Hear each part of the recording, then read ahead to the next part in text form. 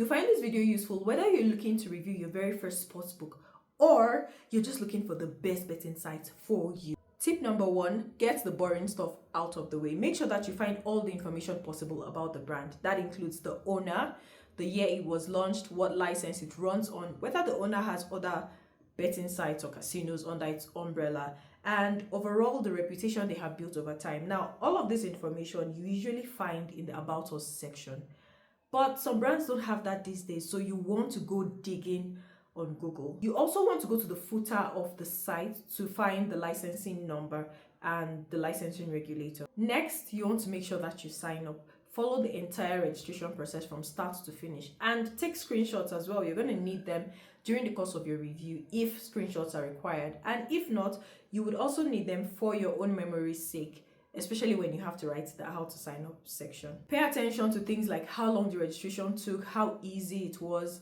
what documents or questions were required. Now to the fun part, which is number 3.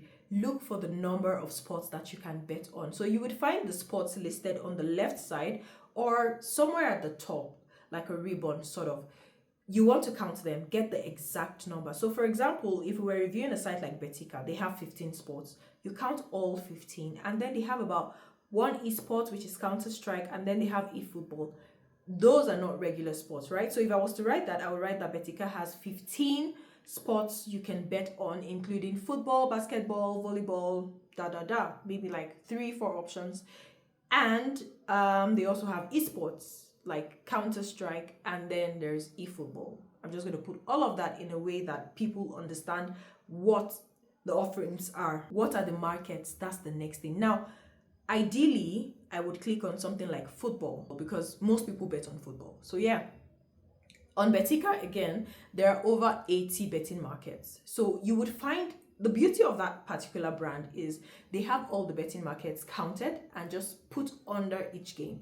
For other brands that don't, you would find the option to just click on the match that you want to use for your review. You can pick any game at all. Just click on that and then you see the available betting markets. So this can be correct score, total corners, whatever.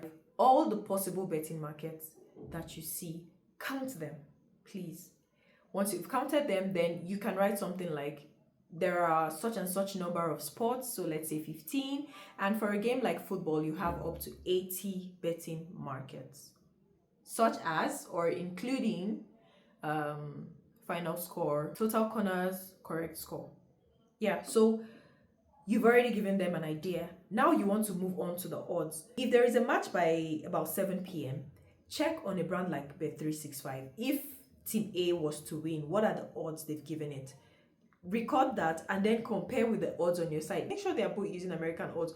You can switch the odds usually. There's usually a place to switch the odd formats. Find it. That's why you're a writer. Look for it. Switch the odds so that you don't get confused. Once you've talked about that, you also want to check the unique features that they have. So do they allow early cash outs? Do they have live streams? Can you watch the odds change in real time? How quickly do the odds change? You want to take note of all of those. Now, if you see that the odds refresh really quickly, write that down because you're going to put it in your review that the odds refresh every second, like as fast as possible. Good. Then you also want to write that there is early cash out if it's available. You'll find all these features clearly listed on the site. One thing you need to be able to do is pay very, very close attention to what you can see on your screen. Once you do that, you won't miss anything. Next, you want to move on to the bonuses. Now, for the bonuses and promotions, you have to be extra careful because if you do not click and read the terms, you won't find things like the exact odds that you would need to play to use a particular bonus or to claim whatever you want from using a particular bonus. For sports books, I've noticed that the terms and conditions are a bit more complex than those of casinos or bonuses specific to casinos. So pay very good attention. Write every important detail from the wagering requirements, the sports you can use your bonus on, the minimum amount of odds and all of that. Explain it clearly. Next, you want to confirm how safe the site is. Make sure that there's a padlock attached to the URL. That shows that there is SSL encryption. That's 1. 2, if they have a mobile app, check if there's 2-factor authentication. Sometimes even for web, there's 2-factor authentication. How do you know? When you were signing up, you probably were prompted to set up 2FA. If you weren't, log out, try to log in again and see if you'll be prompted. If there is no 2FA, that too is fine, but proceed to check their terms and conditions and how they handle data. It's usually there. You'd see it in the privacy policy. Check, read that. It's fine print, it's long, it's boring, but read it, please. Once I review a site on my computer, I usually like to do the same on my smartphone. Now, you're not writing from scratch. No, you just have to visit the site on your smartphone and see how it works. Does it load the same way it does when you're on computer? Is it faster? Can you easily navigate? Do you struggle with anything? If you find out that everything is the same, it actually mirrors the computer or the web version, sorry, then go ahead and just say the mobile usability is great. Talk about how everything is exactly the same. There are no missing bonuses, no missing spots. You can actually make payments the same way. Write all of that down. And if you find out that mobile is slower, say that as well. You just have to be very, very honest. Next, how do you make payments?